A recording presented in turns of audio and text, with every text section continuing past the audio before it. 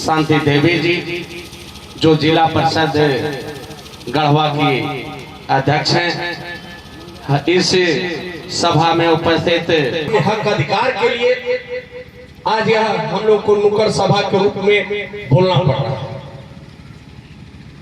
सबका अधिकार है अपने हक और अधिकार की लड़ाई लड़ना, सभी का, चाहे एससी हो, एसटी हो, ओबीसी हो, सवर्ण, सभी का।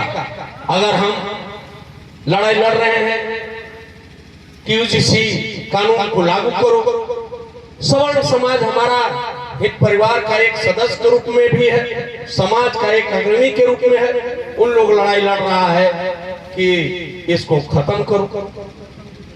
यही सोचना है। यह कानून कोई आज नहीं बना है, यह 1956 में ही शुरू हुआ था, 1956 में हुआ और इसके बाद 2012 में एससी एसटी को इस यूजीसी कानून में शामिल किया गया था। यूजीसी कानून है क्या? हम लोग केवल यूजीसी यूजीसी यूजीसी करते रहे। यूजीसी है क्या? हमारे राजेंद्र राम जी ने भी बताया, हमारे पूर्व वक्ताओं ने भी बताया। विश्वविद्यालय अनुदान आयोग, इसके तहत हमारे और आपके बच्चे वहां जो पढ़ने जाते हैं उनके साथ भेदभाव प्रताड़ना की जाती है, उसकी रक्षा के लिए यह यूजीसी कानून 2026 लाया गया। पहले से तो एससी एसटी जरूर थे, अब इसमें अब की बार 2026 में ओबीसी को शामिल किया गया।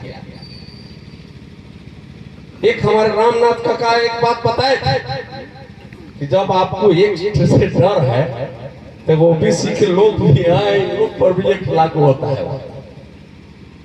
ठीक है, एससी एसटी के पास नहीं होता है, अच्छी बात है, लड़ाई लड़नी चाहिए।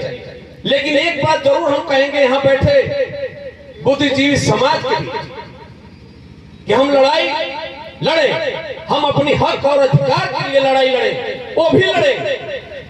हम उनका भी विरोध नहीं कर रहे हैं और हमको करना भी नहीं चाहिए।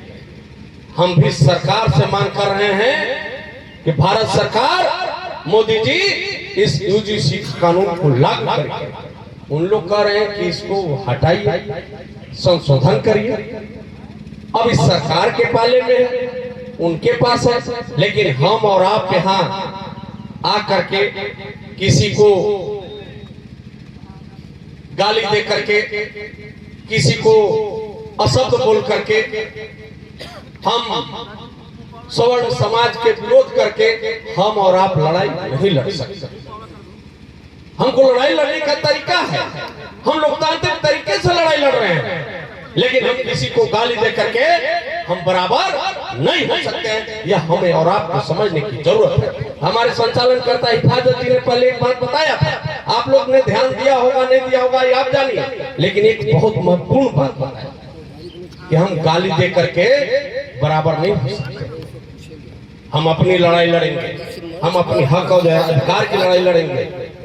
और यह कानून कोई वहां एससी एसटी ओबीसी के लोग नहीं थे उस समिति में।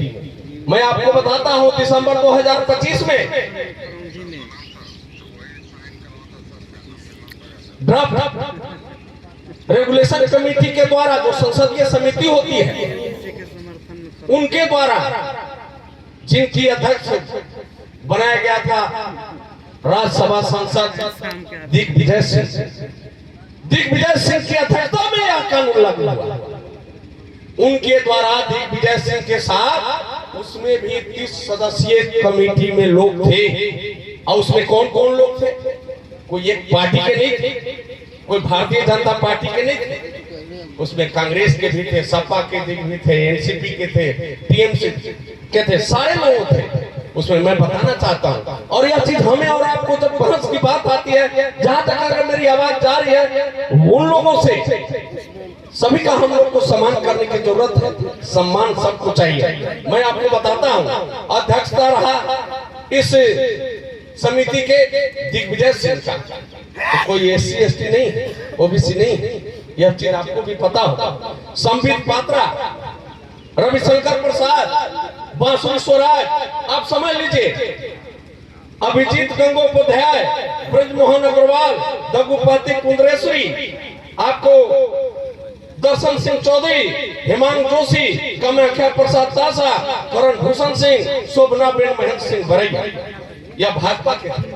कांग्रेस से वर्षा गायकवाड़, टीम कुरिया कोसे, अंगो मोर्चा विमोल कोई या कोई जाम, मतलब ऐसे तमाम 30 लोग थे।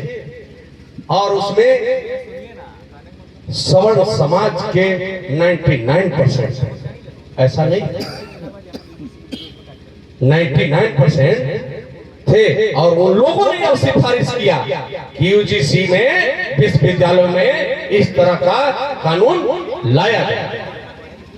और हम लोग जो कानून लाया गया उसका विरोध कर रहे हैं, हम सपोर्ट कर रहे हैं। और हमें और आपको भी निश्चित रूप से यूजीसी के बिल में के समर्थन में खड़ा रहना चाहिए। और हम भी, मैं अपनी ओर से भी, व्यक्तिगत रूप से भी मैं यह कहना चाहता हूं कि यूजीसी बिल के समर्थन में मैं अपनी सहमति प्रदान करता हूं।